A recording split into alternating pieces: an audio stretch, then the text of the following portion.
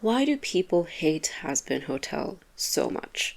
I don't know if you clicked on the video because you like Hazbin Hotel, or because you hate it, or because you have no idea what it is and at this point you're too scared to ask, or maybe you're just as confused as I am about why it gets so much hate. Let me set the scene for some context. As some may know, I may or may not be in love with Jeremy Jordan, and I may or may not have been in the 0.01% of his listeners in 2022. I also may or may not frequently listen to a Spotify playlist of his best songs. To be clear, I am aware that he doesn't write these songs and that he's simply singing them. This is literally the only reason why Hazbin Hotel crossed my path. Funny enough, it was for the song Hell's Greatest Dad, which isn't even my favorite in the show. Anyway, even though this is how I got to know Hazbin Hotel, I didn't actually watch it until earlier this year. I really have to explain that yes, upon watching the show I realized that I must have seen some clip or picture of it somewhere online at some point, but I didn't actually have any voices in my head, or honestly even physical voices, telling me anything about the show. And I was able to watch it and form my own opinions that I know were truly my own. So let's quickly be on the same page of what Hazbin Hotel is about. It's a show set in hell. Like, not a different dimension like in Devil May Cry, but the actual afterlife of hell. What's actually really funny is I'm going to unpack some of the criticism and or hate, because sometimes it is hard to tell the difference with some people, but none of it is actually tied to religious unrest. Or maybe there is. I haven't personally seen anything. It could also be that all the hate is orchestrated by angry Christians who don't want to claim the issue as being something religious, but I'm digressing. For context, I am Catholic. That is not to say if this show offends me or resonates with me, I just don't see it lining up with the Bible in the purest sense. Yes, they are technically telling the story of Genesis in some way, but for one thing, God doesn't really exist in the story necessarily. Creation is done by heaven. Also, common misconception, religiously speaking in a Christian sense, Satan fell from heaven to earth and not to hell. He's not actually in hell right now. But in Hazbin Hotel, Lucifer was banished to hell, not for his pride, as was the reason for his fall in the Bible, but for having ideas that heaven didn't like. But the other reason why I don't feel particularly disturbed by religious guilt is the extermination. So it goes and has been that sinners are sent to hell to suffer, but heaven is afraid that they will uprise, so every year they send down exorcists to indiscriminately kill the people of hell. This show focuses on the main character Charlie, Lucifer's daughter, as she creates a hotel for sinners to redeem their souls so that they can enter heaven instead of being killed every year. That was a really long plot summary. Anyway, I really enjoyed the series.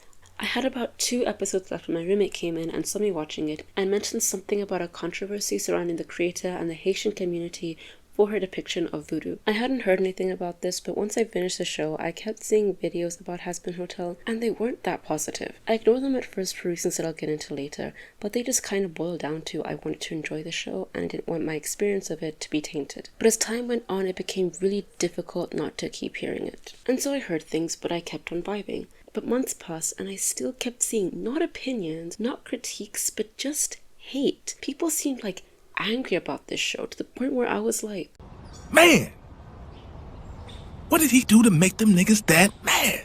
Look, this show is not perfect, but no show is. Some really popular shows are actually very far from perfection, but people like hate this show. So right here, right now, okay, once and for all, let's get to the bottom of this. Let's find out why people hate Hazbin Hotel so much. Quick disclaimers. I'm going to try my best to keep this video spoiler free since I think that the show is worth the watch, but there will be some spoilers around chapter 7 of this video. While I will be drawing arguments and criticisms from online sources such as social media posts and YouTube videos, I will not be calling any creators out just because it's not about them, it's about the content. Okay, let's get started. Number 1, the fandom. This one feels valid at first. I agree that there are some strange fans of the show who sometimes do this a little bit too much. Here's my issue with using a show's fandom as criticism of the show. It's not the show. That's really just it. Now, I know that some people can struggle to separate a show from its fandom. Fair enough. There are some fandoms that I just have to actively not engage with because it can be scary out there. You might just post a fun little joke or a cute opinion and people will tell you to jump off a bridge. Even outside of this, some fandoms like The Boys, Invincible, and even sometimes the Avatar fandom, there seem to be voices that are the loudest who can basically sway the rest of the audience in a way that I find particularly troubling. If you're in these fandoms, don't worry, I'm probably not talking about you. Especially for male-dominant fandoms such as The Boys and Invincible, it can get worrisome when people in the fandom spread ideas that are fundamentally kind of misogynistic and end up swaying the rest of the fandom, or like parts of it, to view the show through this lens. That was a ramble. So with Hazbin Hotel, the worst thing I've heard of is a creator who made a really gross fan video of Charlie. I am not showing it here, I am not looking it up, it's basically just corn, and it's gross. But a lot of people feel that it's gross. There are no arguments here. And if you've been on the internet, try to scroll through fan art of your favorite show on Google or Pinterest, you will definitely find some weird things out there. This goes for literally any show. I hate this, but it's not specific to Hazbin Hotel or its fandom. Outside of the weird stuff, the only other fan creations I see are usually cosplays, or someone actually made a live action video for one of the songs, and fine, it's a little not that serious. Some of them can come across as cringe, but like, who am I to judge? I make YouTube videos, and honestly, for a lot of these people, I can see that they are genuinely having a lot of fun, and to me, that's worth something. Also, can we stop telling people how they should and should not engage with fictional media? I mean, so long as no one is being harmed or harassed. Cosplayers and other non-corn creating people of the fandom are just trying to express their interest with the show, and if you don't like it, just don't engage with that. You know those people who make like cringy My Hero Academia lip sync videos? They don't hurt me because I don't watch them. I cringe if I see it, and then I decide that's enough of that video, time to click away. Sometimes it's that simple. And finally, the reason why calling certain people in a fandom cringe gets on my nerves is because of the fact that online fandoms exist. There are people, usually adults, who are spending their time posting their opinions online or making videos about fictional media. I'm one of these people, don't misunderstand me, but in the same way cosplayers can be called cringe, could we say the same for grown men crashing out over the new Superman? Isn't that a little cringe too? The last critique on the fandom is that there are too many children in it. I have no response to this other than, okay, I'm just not sure what solution could be found from here. Now, sometimes the argument is that Hazbin Hotel is a show that attracts children to it, which is supposed to be a dig at the writing, because when has mass appeal among children ever meant that the show is good? Either way, this show isn't a kids show, and maybe there are children who felt like, this is gonna be naughty since I'm watching something with swear words and violence. But there are kids watching a whole bunch of things that they are not supposed to for the same reasons. Forget even watching stuff. Do you know how many children play GTA? I've only played the game once in my entire lifetime, and I was literally 7 years old. I didn't even know about the prostitutes that decided to steal the cars. And are you going to say that you didn't know a single person who watched Game of Thrones as a minor because of the mature content? Does that mean that Game of Thrones has bad writing? I actually don't know the answer to this. I haven't watched the show, nor will I ever, and I will continuously brag that I wasn't invested in the show when it went downhill in 2019. By the way, this isn't me saying that Hazbin Hotel doesn't have any problems writing-wise. It's just to say that using the fact that children watch it isn't a fair enough basis for a critique of the writing. In my so-called research for this video, I found out about an incident where a child is at some convention and asks Angel Dust's voice actor about this scene. Oh, harder, Daddy! Son? She asks if he was uncomfortable or embarrassed recording these lines. Now, some say she's asking about a sex scene. That's not the case here, but outside of that, I agree that it is kind of weird.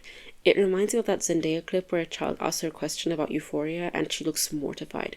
From what I've seen, Alex Brightman, the voice actor for Adam and Sir Prentice, apparently addressed this, saying it was weird. And honestly, I can agree that it is. But again, I don't feel like this is a clear enough valid criticism of the show, or a reason to hate it. Okay, let's move on to number 2, the creator. Before I dive into the biggest issues people have with Vivian Medrano, wait, that's not her name. Hold on. It's Medrano. When did I write that? Oh, whoops, sorry. Vivian Medrano. Excuse me. I want to talk about the voodoo drama that came up. From what I've seen, not many people talk about this in the most popular YouTube videos about Hazbin Hotel, but it did exist. Now, I will admit that I am not fully equipped to have a conclusive enough address to the situation, and I also can't find a clear enough understanding of what the issue currently is and where majority of the fans stand with this problem. From what I understand, the creator Vivian Medrano created the character of Alistair, whose magic resembles voodoo and is most likely inspired by it. I think there was also an issue because in the merchandise voodoo symbols are used, and some fans are saying that this is part of the demonization of the voodoo religion, but like I said, I can't really find that much about it aside from like some posts on Twitter, which it's Twitter.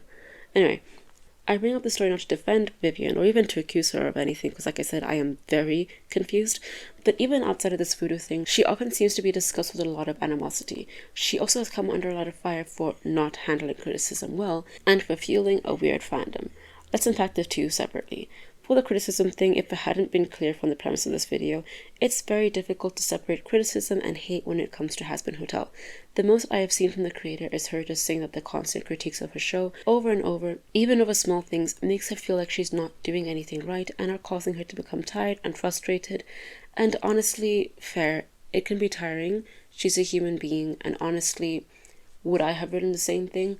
I don't know, I'm not in her situation, but I can't necessarily easily say that I would have never said something along those lines. About the fandom thing, I mean, I guess she doesn't need to interact with fans that much, but also she's allowed to, and until I see her tell fans to sacrifice the weakest of them to the gods, I can't hate on her that much. To bring it back to the voodoo point or other aspects of her past, I wouldn't really call it cancel culture, but it really bears some similarities. It's very difficult to discuss cancel culture with people because they want it to be black and white.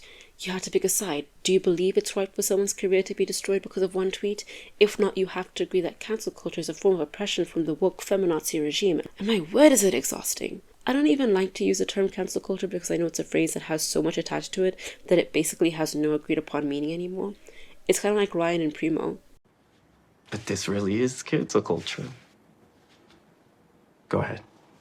What's cancel culture? Because people even know what they mean when they say cancel culture. You should watch Primo, it's actually a really fun show. Anyway, for lack of a better term, cancel culture has a lot of nuance that needs to be acknowledged. And particular to this case, I need to ask who is allowed to be cancelled.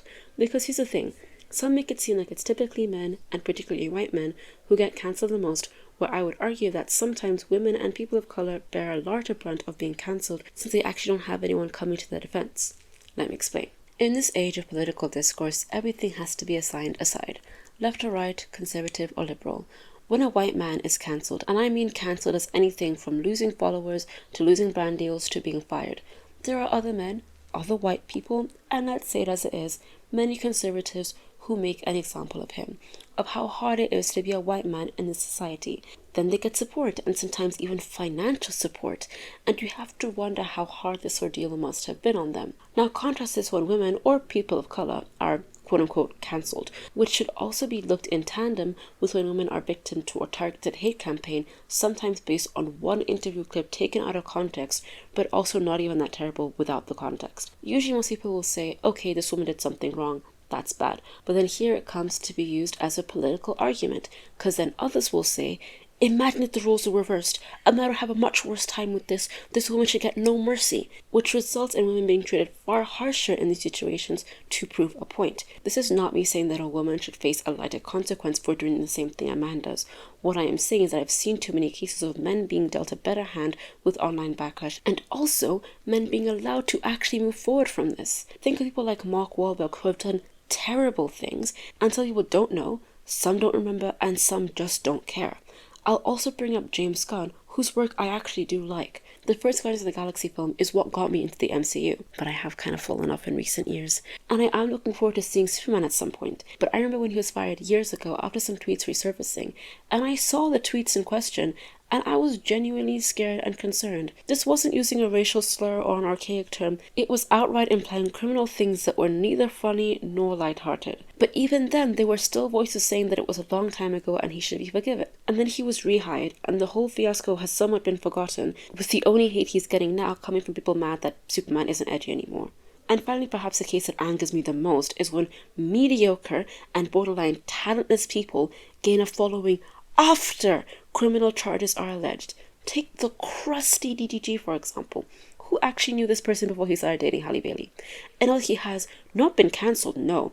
Now that he has criminal accusations against him, here come a bunch of people, men and women, ready to support him. Same thing with Tory Lanez. Whose Spotify playlist was this man on before he did what he did to Megan Thee Stallion? I know this point has gone off the rails slightly. What I'm trying to say is that even when people have valid criticisms against some prominent female personality, whether it be an artist or a celebrity, there is usually so much misogyny baked into the internet and society as a whole that it becomes difficult to separate what is saying, yeah, I don't agree with that, from bandwagoning on a hate campaign. Back when Rachel Zegler's hate campaign was first created a few years ago, this was before it was resurrected this year around the release of Snow White, I remember seeing so many videos on TikTok surrounding that one interview. I remember laughing at these videos and sharing it with a friend, and I also remember one video, only one, where someone said that maybe it's going too far. And at this point I wasn't really ready to hear this, but it sat with me. And then I watched Modern Girl's video on the ungrateful actress, which I strongly recommend, by the way, where I also heard it in a different light, and after that I wasn't necessarily Rachel Zegler's biggest fan, at least not yet, but I did select not interested when I saw Rachel Zegler's videos because honestly, they were really repetitive. So fast forward to this year when her hate campaign has been reborn and has come back with a vengeance, that I, A, had to think more critically about what criticism of hers is valid and what is just mindless hate, and B, I had to question how and why this hate train is chasing after her. My point is that I don't want to find myself fueling a hate campaign, which is why I am trying to be careful about what I say about Vivian. And here's the thing, she has enough hate, okay? She's not my best friend. I had to keep looking up her name when writing the script because I kept forgetting, and even when recording, I still messed up her name. And maybe one day she will say or do something that is indefensible, but that won't make what I have said in this video invalid, because up until this point, I don't know of anything that she has done that warrants me saying absolutely heinous and downright hateful things about her. If you want a video that will completely rip into her as a person, this one isn't for you. Okay, let's move on to things that are about the show itself. Number 3, the show isn't funny. Here are a few jokes from the show. Oh, harder, Daddy. Son? And what can you do, my effeminate fellow? I can suck your dick. Ha! No. Nifty. Your line is, we have the cleanest rooms, okay? Got it. I'm ready. Action.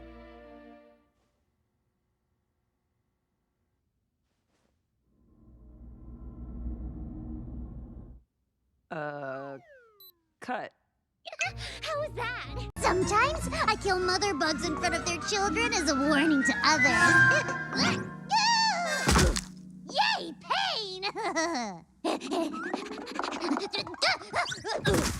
What? They say insane all the time. How was I supposed to know this one was true? Bank accounts are a scam created by the shadow government. See? Alistair? Yes, I know. I've been absent some time. I'm sure you've all been wondering. Not really, but welcome back in any case. I don't want to live without my minions. Nobody catch me. Damn it. No. Unacceptable. You're fired. What is this? Wrist ruffles? Is it 1750? Burn it like the witches who wore it. You may have laughed at some of them, you may have laughed at none of them, and maybe you laughed at all of them. And it might differ from person to person. Do you know what that means? Comedy is subjective. Wow, who knew? Humor's so subjective, really, so... But putting this point aside, in many of the posts and videos I've seen, the framing of showing the jokes from the show is integral to how they can sway your viewers into agreeing on a point about the comedy. For example, if I take a really popular show, say for instance Avatar, and I say, this show is so funny, and then show some clips of the show, some might not even be that funny, viewers will feel more inclined to say, yeah, this is funny. Now if I take a show with as much online negativity as Hazbin Hotel and make a video called Why Hazbin Hotel Sucks, I can then make a point to call the show unfunny, full of childish, immature humor that only dumb children would enjoy, and then I could show the exact same clip compilation as before, and most viewers would be more hesitant to admitting if they found any of it funny and would agree that this is an unfunny show. And the question here is why? Why is it so important for some creator to lead the audience to find something unfunny? We will attempt to answer that question throughout the whole video. Before that, I want to address perhaps my favorite criticism of the show. Number 4, the characters swear too much. This is my favorite one because this is the funniest. I am kind of whatever when it comes to swearing. I watch a lot of kids shows, so I'm used to characters not swearing, but then I also watch adult TV and movies, and I'm also a college student surrounded by people my own age, so I am used to swearing. Honestly, to me, swearing is never enough to make me love or hate a show. It's also weird that I'm hearing this critique a lot these days. I saw a video on my page about the Netflix Devil May Cry show being soulless, and I won't lie, it was difficult to get through. But one of the points made is that Mary swears too much. But yeah, it was crazy, but I think that was just kind of like the point of the character, like a quirk or just the writer's choice for her. Don't misunderstand me, I don't really like Mary, but she always felt consistent. I think the argument here is that they made her swear a lot to make her more edgy, but that's just conjecture, not really based in any evidence other than that's what I interpreted it as, which is fine, but then just say that. Honestly, this entire video could be a lot shorter if you could bring up people making videos where they separated their interpretation of media from what the media was actually trying to say. Oh, how I yearn for media literacy. Anyway, some have put aside the swearing critiques by saying that the characters are in hell, and that's the point, but then they get hit with a critique that this is actually a bad response, and then they bring up Adam, who is not a character from hell, who swears a lot. Before I come back to Adam, I want to make it clear that almost every character in the show swears. Someone pointed out that the character of Alistair doesn't usually swear and is usually very well put together, which juxtaposes the other characters who are very outwardly messy and vulgar. So now when Alistair does swear, it's that much more impactful to know how stressed he might be. And this works. I agree. It does for Alistair. I am more of the belief that if every character only swore when they were in the worst predicament, that it would always work. But let's see the show was written this way. 1 F-bomb per episode. Honestly, with how targeted the hate to Hazbin Hotel is, I wouldn't be shocked if someone actually complained that there wasn't enough swearing. Because that's what a lot of this feels like to me. Finding anything, and I do mean anything, to hate this show for. So, back to Adam.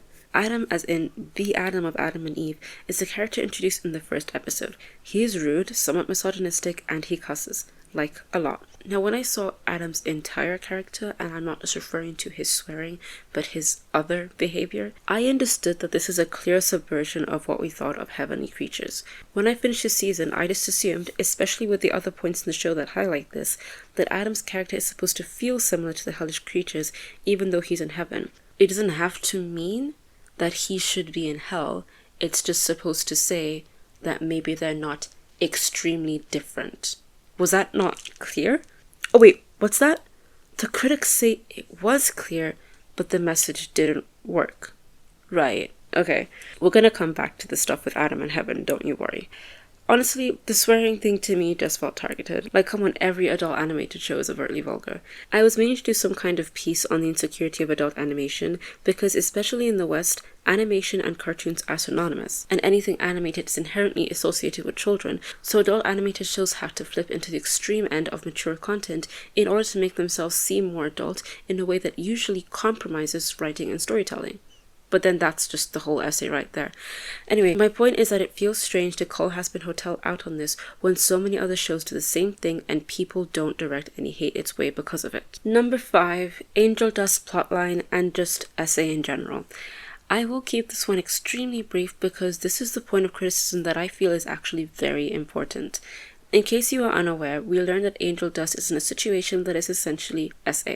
This will not be me sharing my opinions or defenses on this point outside of the fact that I was uncomfortable by how some of it was written, and I do think that it needs to be improved upon in further seasons. I'm also not in love with this other joke that bordered on SA with Sir Prentice in episode 6. That being said, the reason why I am so vague and treading lightly is because I have a responsibility when I post. While I am never coming onto my platform to promote hate or cause harm to my viewers, sometimes my words can be taken as such. This goes for other creators who discuss things about this topic. While they may have their reasons for making a video that are very valid, they too can say things that are harmful.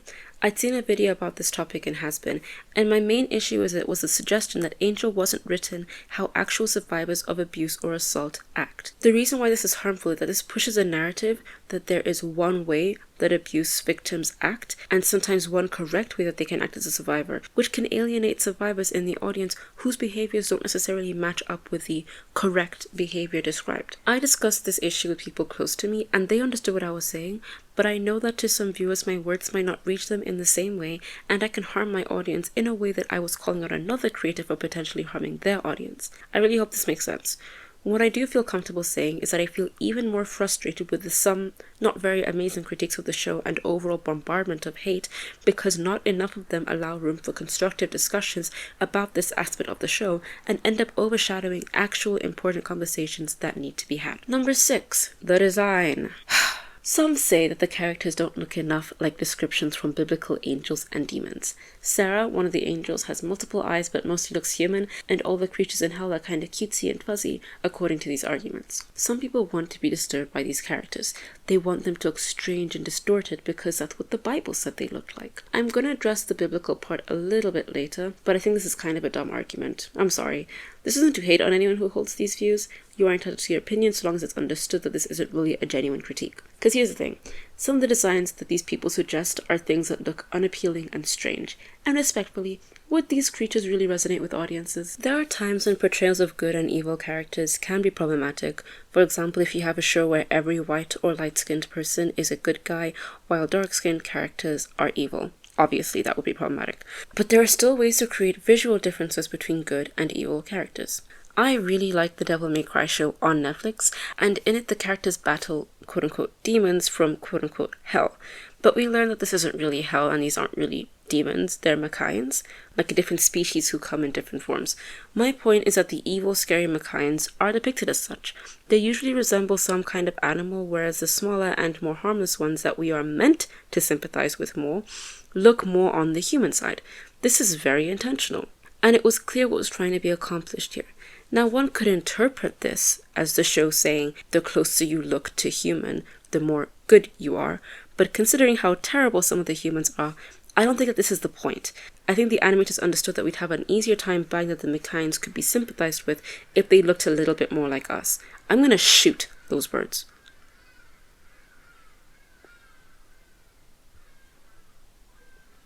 Furthermore, the point I made about evil Machaians being scary, while good Machaians look more human, really only holds up for the first instance we get of decent Machaians in around episode 5. After that, we start to see a more nuanced view of this with, say for instance, the blue shape-shifting Machian and the rabbit's origin story, to shift away from an idea of good versus evil and to a more complex understanding of what is right and what is wrong. So it's fine to subvert this idea of making good characters look more human, but at the same time, who would want to watch a show where the main character looks so different, like having a tail coming out of her nose and multiple eyes poking out around her body? You probably wouldn't want to watch that, and not to mention it would be a nightmare to animate. But it's not like the designs are actively working against the intentions of the creator. For the most part, we are meant to sympathize with the main cast, and while they don't look fully human, they look normal enough and aren't really difficult to look at. But then take for instance a few times we see Alice's other form.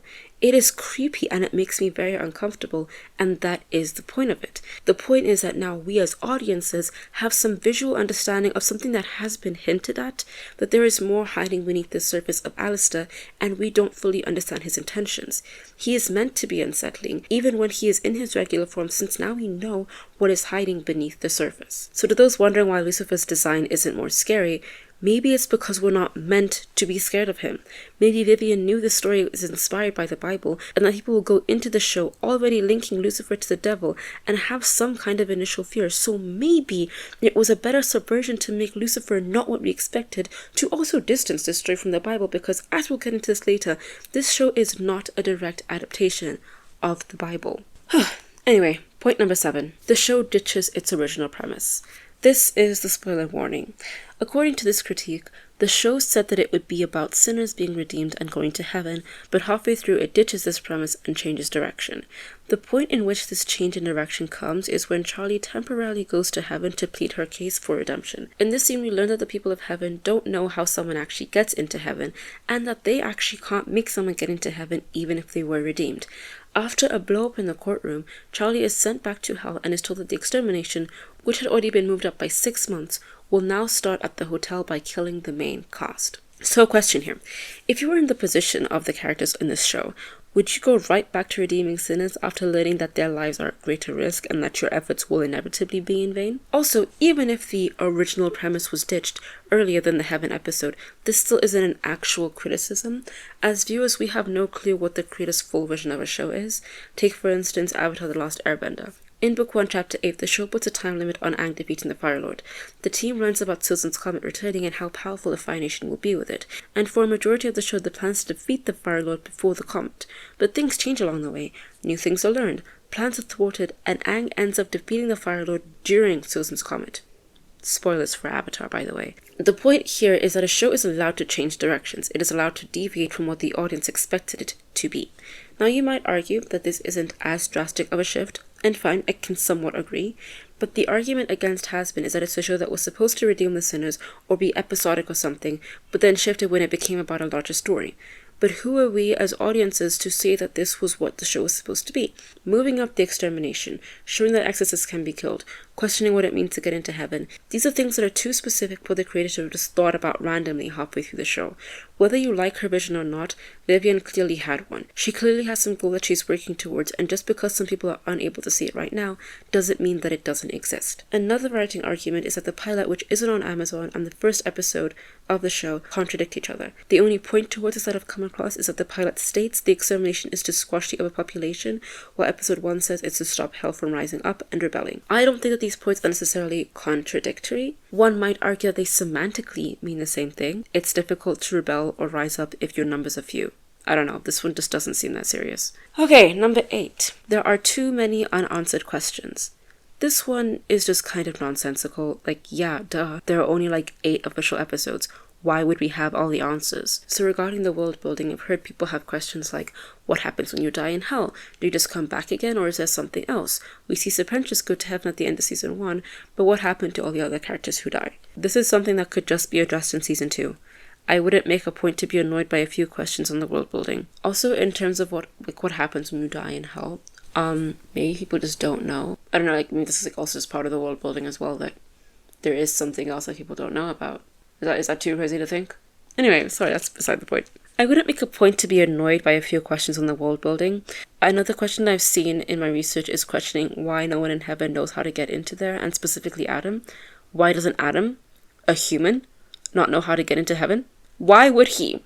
Really, why would he know? Of all the people that you could say, Adam? Adam. Okay. There are also questions like, what are Charlie's powers? What can she really do? Why does Alistair want to use his power? What are his intentions? And not having the answer to these questions are not a dig at the show unless the show had concluded, which it hasn't. It's been 1 season, guys. Calm down. So let's talk about the lack of media literacy in general here. The only somewhat positive video about Hazbin that I've seen is this really interesting video by Phil's Amek on the death of subjectivity. In it, he explains really importantly that it's possible to separate a critique of the show's writing, for example, the pacing of Hazbin Hotel, it does feel a little bit rushed, from your actual personal enjoyment of the show, or really just any other piece of media. He explained that there is still soul and effort that went into making Hazbin Hotel that shouldn't really be dismissed. I also think that sometimes we should separate our interpretation of media from the creator's actual intent. In many of the critiques, I would find times when people misunderstood something and then took it as fact and basis for further arguments.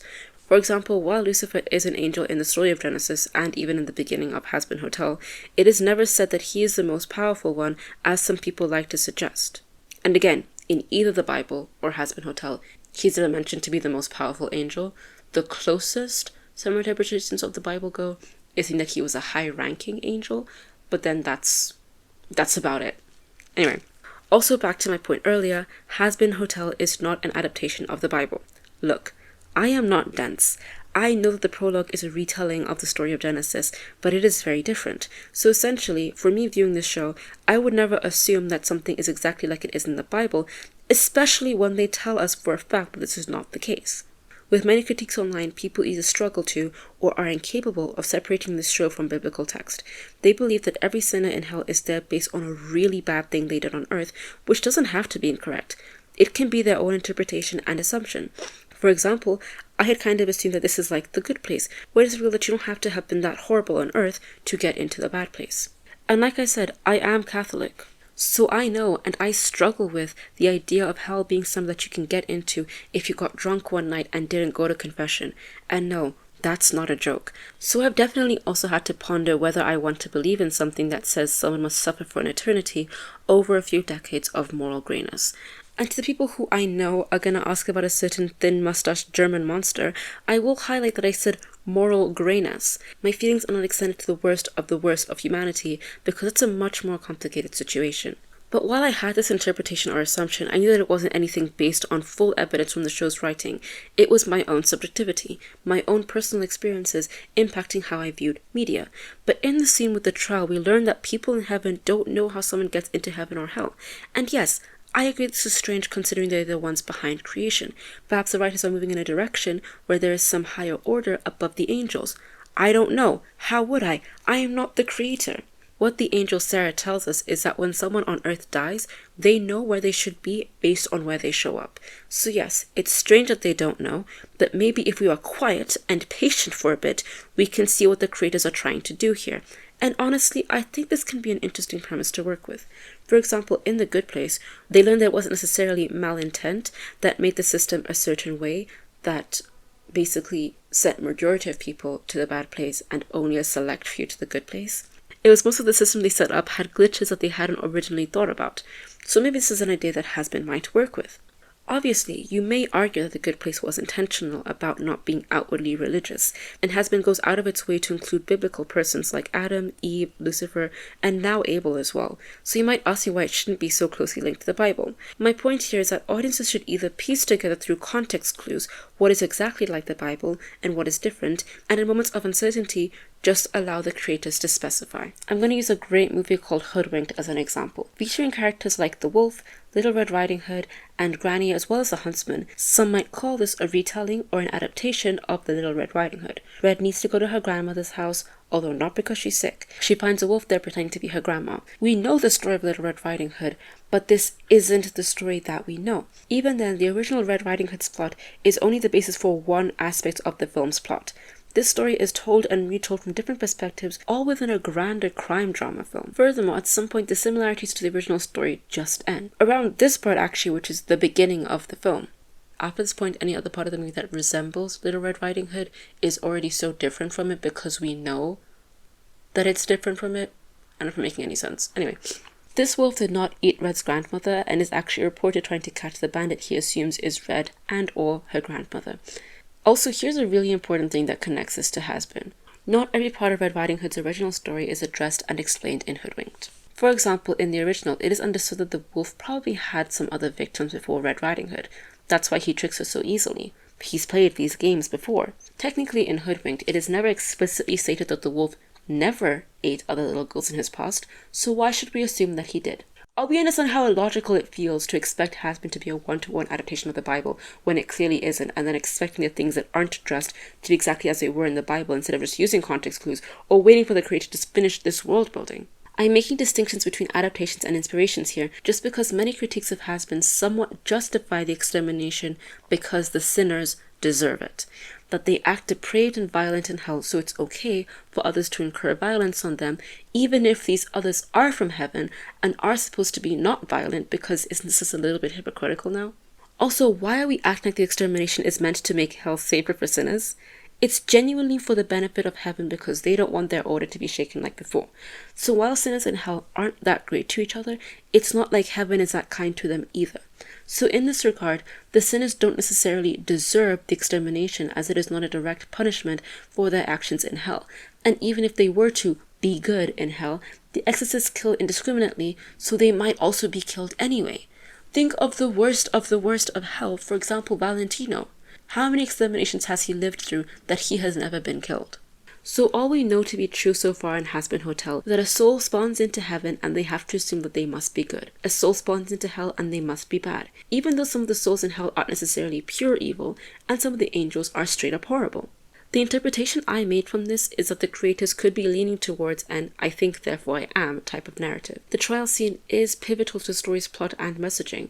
Just because there are one or two jokes in here doesn't mean the whole thing is played up for laughs, as some might say. What I interpreted here was that maybe an idea being portrayed that the show hasn't necessarily pointed out is that how a soul acts in heaven isn't necessarily a reflection of how they acted when they were alive on earth. Remember the entire premise of The Purge, questioning how much evil stuff people would do if there were no consequences? Fine, maybe someone spawns into hell and is in denial or taken back a bit, but after years, after centuries of being in there, would their conditioning not just change to just murder or steal because what does it matter? And for some who go to heaven, maybe they might try to continuously prove that he deserved to be there, but for someone like Adam, what need does he have in his head to be good when he is now seemingly immortal and will stay in paradise indefinitely? I think there are people who want the show to be so heavily exactly like the Bible when, yes, I know where the story got its inspiration from, but as I've said, and maybe you can see for yourself, there are quite a few differences that to me make these stories very different. Some critics will say that in hell, everyone is portrayed as a psychopath, and then they will use a clip of Nifty stabbing somebody in the finale that was justified, reasonable, and not really psychopathic at all. But outside of this isn't really the case. There is some kind of order here, even amidst all the drugs and killing. Yes, there is a cannibal town, but the people seem to have some kind of community with each other, and they don't eat whatever creature's closest to them. Cannibal? Whoa! Is he defending cannibalism? No, I'm just saying. And also, not to be that person, but we haven't seen the hell creatures committing actual indiscriminate genocide like the exorcists do, and so it isn't a ridiculous argument to suggest that maybe these angels are bad, considering when Adam admits that he and other exorcists find entertainment in killing sinners. And not the sinners, they are very ready to hurt their own if given a chance. If we go with the logic that bad people go to hell, that's fine, but I think that the show is trying to ask what counts as being bad and if there is a way to be better in the afterlife. That's not a fact. That is my interpretation based on what I have watched. This is me literally the day that I posted this video. I just had breakfast with a friend and we ended up yapping about like a topic that I kind of wanted to touch on. I wrote the script in a hurry, so I don't really have time to like edit in. But like, I feel that a lot of the things that I'm saying in this video and a lot of the things that I've seen online are kind of like reflective of how people feel about like the criminal justice system and like criminals like in prison, like more specifically. I have encountered this in like many different places where there's this kind of like language that's not like said outright, but this idea that prisoners or like criminals or people or ex-cons are like subhuman, like they become less human when they do a crime. And again, putting aside the worst of humanity and the most heinous crimes, I'm talking people who like sell drugs, who steal, who maybe killed one person, kind of this idea that they are so much beneath a human being. So there's a lot of like very bad stuff that happens in some prisons, and sometimes this stuff is known, it's not really cared about. I don't know, it's like a really interesting thing, and I think it might be giving Hazbin too much credit that it's trying to unpack people's attitude around like prisoners in general, but like maybe they are trying to make that link. Obviously, there are differences between prison and hell, but at the end of the day, the idea that like because somebody has done something wrong, they is therefore okay for them to suffer is kind of the narrative that I'm seeing a lot online about people in hell. And then again, that energy, that attitude, it felt a little bit familiar to how I've heard people discussing criminals. Let me put it as such. And then I think more on that, anyone who like actually takes the time to like know anything about criminals or to study criminology also understands that society can affect people commit crimes or not, and then also being in prison can change someone like that. Like there's a way that you get socialized by being in prison. There's the way that prisons are run, the way that the inmates kind of form social hierarchies, form social groups, that it's gonna kind of like obviously change your socialization. And so obviously when you leave prison, you're like not the same person that you were when you went in. I don't know if that makes any sense. And so it's like exactly my point with hell, that like there is the socialization happening in hell. And so I don't necessarily buy that the way that these people are acting when they're in hell is a direct reflection of how they acted when they were alive on earth. Also, this is one last thing that is not actually related to what I just said. It was something about Valentino. So I was looking at like one random video and I'd seen a comment from someone where this person was saying Valentino's their favorite character, that they said they like his design, they think that he's entertaining, full stop. And then they were like, but then as soon as they say that, people always assume that they mean that they are on board with every heinous thing that they've done, right? Because I won't even lie, like when I saw that comment, that was my first thought as well. I was like, oh, are we condoning it? And then I deeped, like I've been like sitting with it for a bit because I'm like, is this not like, and it's fine if like you disagree with this person for saying that you feel like we shouldn't say that, but it's just very interesting to me that this is kind of something that I had a lot of beef with the boys, particularly Homelander and Soldier Boy, because they are both terrible individuals. Homelander like R-word at somebody, and that was like a fact. Like before we even need to get into any other thing, he's done terrible things. We've seen him do terrible things. And then Soldier Boy was like very racist, like very, and destroy like MM's whole family.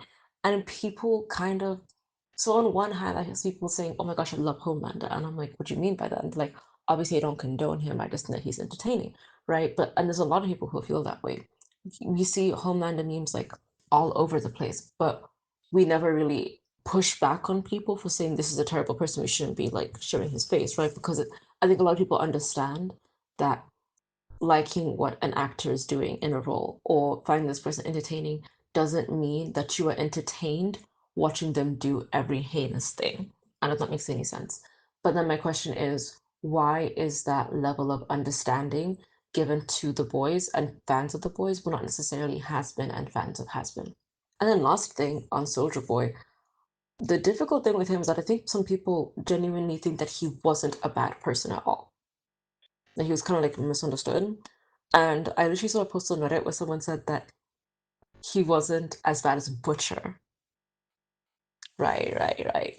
And finally, while we're on the boys, anyone who gets mad at like Hazbin Hotel for swearing too much, or Mary in Devil May Cry for swearing too much, and dropping the F-bomb like every line, I really hope that you don't watch the boys, and I really hope that you're not a fan of Butcher because that's the exact same thing that he does all the time. He literally will say a swear word like every time he opens his mouth, and everyone's okay with it. Yeah. Okay, back to the video. Please understand that I'm not claiming that Hazbin Hotel is the best show in the universe, nor am I saying that I like every element of it. I do think there's a lot of room for improvement, but I am also aware that no show will ever do everything perfectly for me, and there will never be a show that you will like every single minute detail of. My point is that there are very loud voices who don't like Hazbin Hotel, who end up skewing audiences and potential new viewers of the show. And outside of the points that are truly valid areas of concern, critiques that are either untrue or just not that serious get used to drive forward actual hate towards the show. And what I think the show needs more than anything is the room to grow. In some ways, season 1 felt like the first season of Parks and Recreation. It was rushed, still finding its footing, but like Parks and Rec, it should have its opportunity to grow without so much animosity attached to it, and the only way to have this is to create more room for genuinely constructive criticism, which, by the way, doesn't always have to be a question of what to fix. It can also deal with what is great and what should be built upon. It can discuss parts of the show that are most intriguing and what audiences hope can come from them. Okay, so I am very tired, and making this video was also very tiring. I had to go on Twitter. I hate being on Twitter, but also please follow me on Twitter. It actually makes my suffering a lot more worthwhile. Was it in part due to having to scroll through endless rants about a piece of media that go against my personal opinions? Yes, in a sense. It's not to say that I find it impossible to watch something I disagree with, but more so that it can be tiring, especially when you get to lack of media literacy again. I had a video sitting on my watch later on the white case of Hairspray for months before I actually watched it. Was it partially because I didn't want to watch something negative about something that I liked? Probably, and this doesn't have to be a bad thing or something that people need to grow out of. As I've said, I struggled to watch the DMC Soulless video because of how much I love the show and how tiring it can be when it feels like I'm debating someone on an opinion. I eventually got round to watching the Hairspray video, which has since been made private, but I swear to you it existed. And there were a couple of interesting things about it. For one thing, the creator made it clear that it's possible to understand something's shortcomings and still enjoy watching it, which is just the message of the Death of Subjectivity video again. But this video also helped me to understand about what media literacy actually is. And I remember really liking this video and feeling informed and entertained after watching it. I had a different understanding of the film that created a different layer to my enjoyment of it. Sometimes critiques can take away from the enjoyment, but other times it can just transform it. So if there were more videos out there about Hazbin Hotel that critically unpacked the things that were going well and aren't going well, and not from a hateful perspective, then I probably wouldn't have made this video. But unfortunately, I haven't seen enough of them. I did make this video as an opportunity to rant because sometimes I can only absorb so much negativity before I have to release it in a more positive way. This video isn't meant to throw shade or attack anyone really. It's just to unpack what feels like somewhat of an unfair hate campaign and to persuade people to make their own choices and to incorporate a little more media literacy into their lives to separate opinions from actual critiques from straight up hate. I haven't seen every critique or every element of backlash. I do have a life. I don't have the time to pour through every post made online, so maybe there is something out there that could change my opinion on the show, giving a new perspective on this video, and that's fair enough. I just feel that my enjoyment of the show is separate from whatever online discourse there is. I do someday hope that I can bring my own characters and stories to life, and in that regard I have somewhat of a bias towards Vivian Medrano. Not that I'm in love with everything she's done, but that I admire how far she's come and what she's been able to accomplish. And if it's my bias that allows me to be slightly more empathetic to someone whose position I may one day find myself in, then so be it. I don't want to be as hated as her, so I'm not going to jump on her hate train. I questioned throughout this video why this show gets so much hate, and honestly, I think it's because it's a show that's easy to hate. Its premise is ambitious and it can stumble at times and become clunky, creating the perfect areas for attack. When I say it's easy to hate, I mean that in a lot of different ways. On one hand because of the weaker points of the show, but on the other hand because this show is quite hated online and it's very easy to hop on the hate train even if there are no valid reasons. I can make an argument that this hate comes from misogyny, because the show is popular, or neither, or a mixture of both, but it's impossible to know for sure. And I know that hate sells. I am aware that this video might have done a lot better if it was just another I hate Hazbin Hotel or Hazbin Hotel is horrible video. Sometimes I even feel like people, including myself, are taken more seriously or seen with more maturity when they are more negative or more hateful. I've mentioned that I'm not 1000% in love with Invincible, and oh my is attempting to be the conductor of its hate train. But that's why I haven't made a video about it, because honestly, what would be the reason that I posted? It goes back to the responsibility of posting I made earlier. I'm not saying that I will never make an Invincible video, it's just that if I ever did, it would be to express my opinion, and not necessarily to fuel hatred of its fans and creators. Finally, what if we all just took a very deep breath in and just relaxed? What if we took a break from the internet and returned with the intention to be kind and to be normal? What if we allowed people to enjoy something in a way that is not harming or harassing others? What if we didn't fight over a show that's only 8 episodes long? And what if we created and consumed content that isn't necessarily fuel for a hate train and allowed for non-hateful, constructive dialogue? If you are still here, thank you so much for watching my video. I really appreciate you. I think every time I post a video, I kind of know more or less how it's gonna sit with some people, especially with my viewers, but then also like potential new viewers. This one, I'm not really sure. I am either expecting people to click off in the first few seconds and post your opinion is stupid, or for those who don't agree with me to just not watch the video at all, and then it's going to become like an echo chamber in the comment section. I'm not really sure what's going to happen. I have kept mentioning the Devil May Cry Netflix show, but then also the other videos online. I tried to finish watching the Soulless video and I couldn't finish it. I'm so sorry. But like as soon as I clicked on it, everything on like my recommended like on the side was just the same kind of stuff. I might do a video like this on that because I don't know, I think the only thing that would draw me away from it is because with this show I like know its creation, I know everything behind it. I was like halfway through Devil May Cry before I realized it was based on a video game, and I had finished the show when I realized that there was an anime. I didn't know all this stuff, and I think honestly a lot of the hate just boils down to, or like the, no it is hate, as it is. It kind of boils down to people, the fans of the original game or the original anime sometimes, and they're mad about this. Yeah, but we could talk about that in a different video. Just let me know if that's something that would interest you. This script took me like forever to write. I do mean forever, like I write it for like a week, which is actually a lot shorter than I usually take to write my video scripts. But I think at every point I just kept having to be like, listen to the people who are about to say this, to the people who are about to say this. I'm like having an argument with a wall, essentially. Anyway, yeah, I don't know if you watched the previous video, I mentioned that I'm about to be going back to school. In fact, at the point that I post this, I might already be in school. I don't really know. And by school, I mean college. I use the words interchangeably. But yes, until the next time I post, I'm just a squirrel, and thank you so much for watching.